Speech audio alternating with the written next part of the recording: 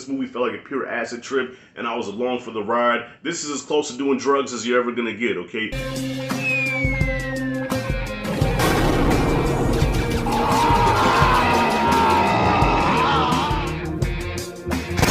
Alright, y'all, this is the second to last video of the year, and you know, for some reason, I just feel the need to say this. I hate putting my picture in the thumbnails because I just, I don't like doing shit that's not really me, you know what I'm saying? So with these thumbnails, you have to really sell it so people click on your videos. Let's see how this one goes.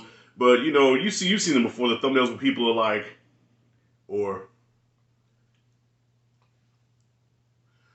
knowing damn well they're not going to be like that in the video. I mean, I'm speaking for myself. Knowing damn well I'm not going to be like this, or, I mean, unless I really get animated, but, whatever, fuck it. So, this is my top 10 best movies of 2022, and I was asked to do a top 10 worst, but I'm like, damn, I feel like I didn't see enough movies to do a top 10 worst, and then as I started writing shit down and just going back in my rememberer, I said, holy shit, I do. Okay, so this is going to be fun. All right, so not to waste a lot of time because there's going to be like a million of these kind of videos out there, right? So I don't want you to click off my shit before you get to number one, so I'm going to get right to it now. Honorable mentions. I wrote them down.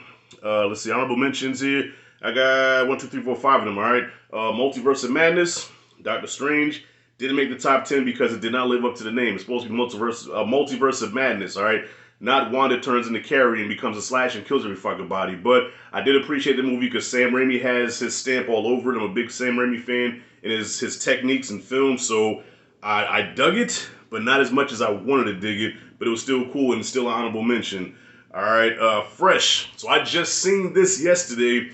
And Q Reviews tried to put me on this for a minute, and I've been ducking this movie for a long time, but I finally watched it, and I said, damn, I wish I would have seen this sooner. Didn't quite make the top 10, but this was a very interesting, fascinating movie. This movie kind of felt like what Barbarian was supposed to be to me. You know what I mean? Shout out to Sebastian Stan. I never thought the Winter Soldier could be so brutal, but I was wrong.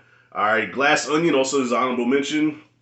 I'm not a big fan of Knives Out. Not so much a big fan of the whole murder mystery thing, but for some reason this movie was just so full of good energy, just charm, and everybody was having a great time. I love Edward Norton, I love Batista. The whole cast was great. Goldie Hawn Jr., she killed it. What's her name? Kate Hudson. So, Glass Onion deserves to be mentioned. Also, the Netflix Pinocchio, which puts Disney's Pinocchio to shame. Now, I did give Disney's Pinocchio a good grade just for, nostalgia. Okay, I'm a sucker for nostalgia. I'm a sucker for good theater experiences where then when I go back and watch the movie, I find out it's not as good as I thought it was. So that's one of my weaknesses. That's my kryptonite. But this Netflix Pinocchio put that one like that shit should not even count now. Like, that's the Pinocchio for me now, but I still fuck with the 1941 because that Monster of the Whale scene, you're never gonna top that. And also I want to one more honorable mention I want to do is a movie that's not on any streaming platform. You can find it exclusively here on Netflix, and that's by my man Blacktastic Media. What Have I Done? The independent, written, directed, starring my man Tajir from Blacktastic Media did a fantastic job, better than half of the shit that's on Netflix and on Hulu. That I'm like, how does shit even get greenlit? But he knocked out the park with this one. This was a werewolf movie that I've been waiting to see for a while, and he's working on a sequel. Can't wait to see that. So shout out to Blacktastic for putting together a dope-ass werewolf film. Definitely honorable mention. But now, let's get to the 10.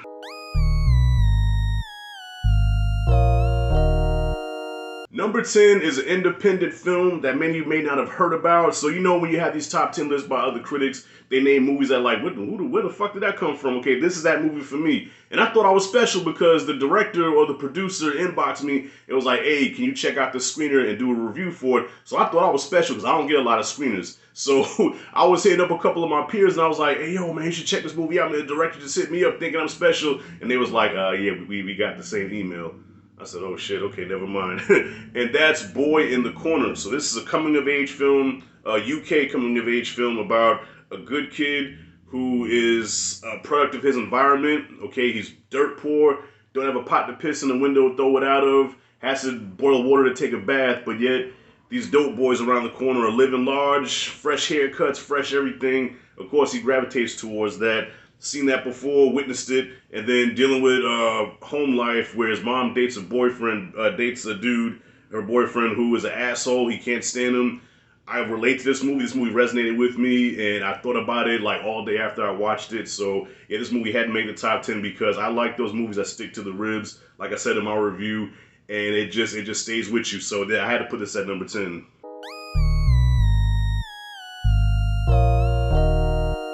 Number 9 is let's see, I gotta say this right because I don't want to offend nobody. Well, they probably stopped watching ever since I reviewed this movie. But the Telugu blockbuster hit that's one of the top grossing movies I guess of this year, and that's RRR. Saw this on Netflix, or Triple R, however you want to say it. Saw this on Netflix, y'all. This is like one of the ultimate movie experiences because yo, it's a war movie. It's a crime drama, it's an action movie, it's a comic book movie, it's a musical, it's a bromance, all in one movie, okay? This is the everything bagel of movies this year, and I had a great time with it. 3 hours long, didn't feel the runtime, didn't fall asleep not one time. It's so vibrant and beautiful, and this had to make the list because this was pure entertainment, and I dug it from beginning to end, even though I didn't understand some of the stuff that was going on, especially some of the musical numbers were kind of out of place, but still had a great time with it.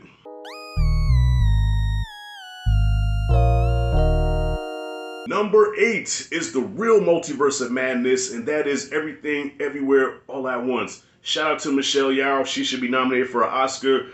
Short Round, I can't pronounce his name, but Short Round deserves an Oscar nomination. Jamie Lee Curtis was hilarious in this movie, and this movie was just balls to the wall crazy. Whoever wrote this, whoever directed this was sniffing some cocaine, doing mushrooms, and taking acid all at the same time because this movie felt like a pure acid trip, and I was along for the ride. This is as close to doing drugs as you're ever gonna get, okay? Even down to the ding-a-ling fingers, okay? This is as close to doing, if you don't do drugs, this is as close to doing drugs as you're gonna get, but by the end of the movie, you're sober, but you're thinking, damn, that movie was crazy. So yeah, shout out to the real multiverse of madness. I'm gonna say it again, I don't give a fuck what you Doctor Strange fans say. Everything, Everywhere, All at Once.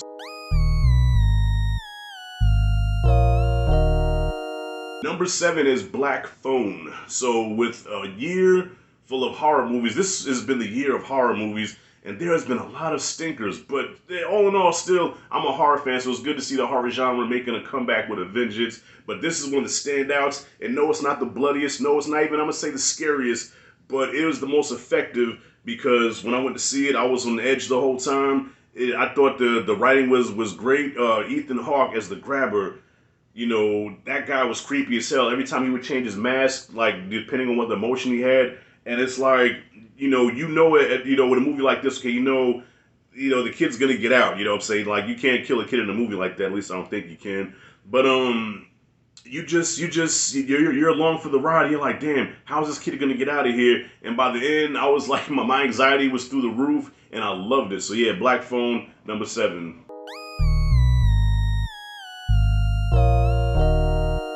Number 6 is The Fablemens.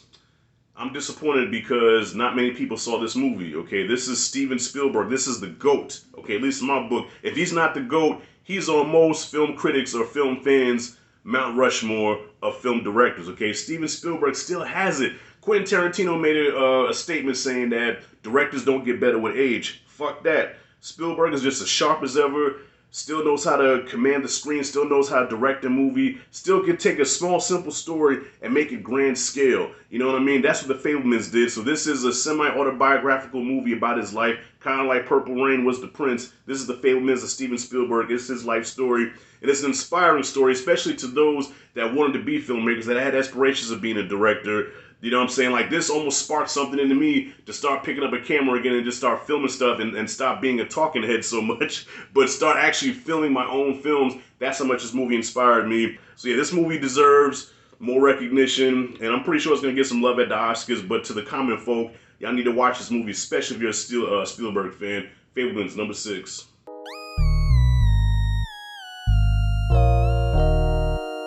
Number 5 is Poil, alright? The prequel to X, which I did not like, so you're probably going to see X on another list a little bit later on. Did not like X at all. I guess I'm in the minority because a lot of people did like the movie. But Pearl, I was not looking forward to seeing it, but thankfully to my YouTube brothers, I was drug out to see it, and I'm glad I did because I enjoyed this movie, and I only fell asleep one time, and that was during the monologue. But, you know, I just get so comfortable in the chair sometimes I can't help it. But Mia Goth is a rock star. I compared her performance to Kathy Bates in Misery, but, you know, watching it again and thinking about Misery, I'm like, yeah, I think she kind of, yeah, she eclipsed Kathy Bates, and Kathy Bates won the Oscar, so don't be surprised if her name comes up in the Oscar race. If not, it's a shame because she really killed it. She was scary, sexy, menacing, and disturbed, and sympathetic all at the same time. Alright, so that's why she deserves to be on this list. This movie deserves to be on this list, but I still got no love for X, but I will move on.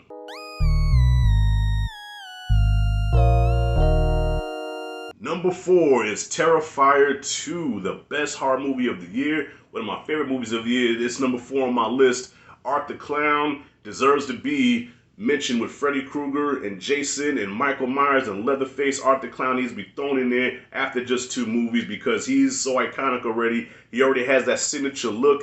Doesn't have to say a word. And the most brutal kills you will ever see. Damien Leone does not give a fuck, and I loved it. Like, these days horror movies are so tame and so pulled back and trying to be so elevated and intelligent, but sometimes you just want some good old-fashioned grimy ass fucking slasher, blood, guts, all that shit all over the place, man. I want some dirty horror, man. You know what I'm saying? I want some dirty, grimy horror, and that's what Terrifier 2 is, and I can't wait for 3. This is how horror is done. This is how slash movies is done. I don't want to go to a horror movie to think, okay? I want to go to get scared, and I want to throw up my popcorn. That's what I go for.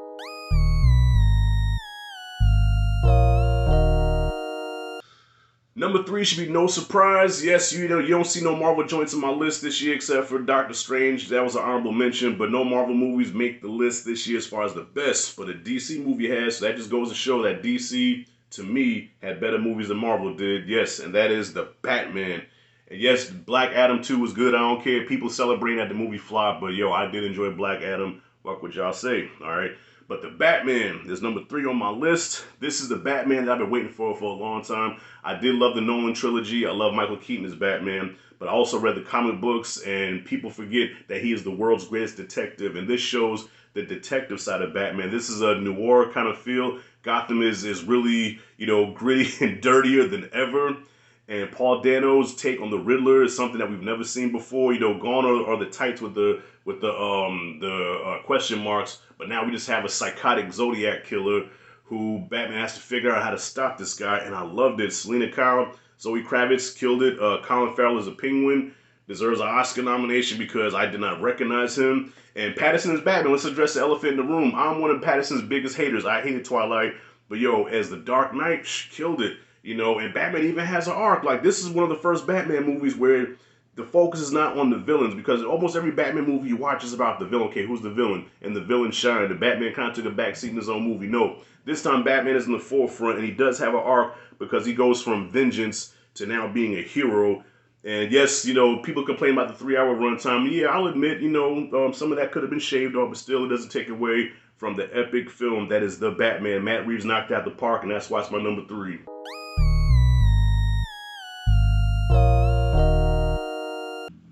Right, number 2 is Top Gun Maverick.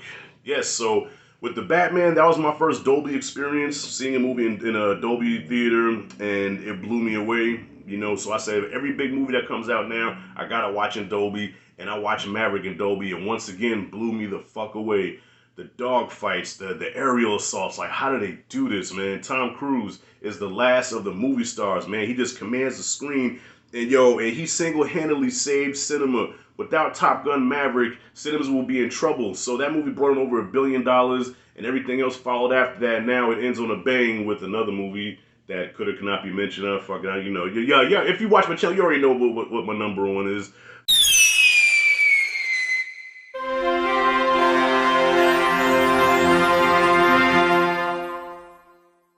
Avatar: The Way of Water is that motherfucking movie. Like, the most awe-inspiring film that I've seen in a long time. Not since watching that T-Rex breakout scene in the first JP did a movie have my eyes big like this and like, I felt like I was in movie heaven watching this. I get tricked by the Dolby experience, and I watched it, I'm going to watch it a 3rd time this week with my daughter. She wants to see it again.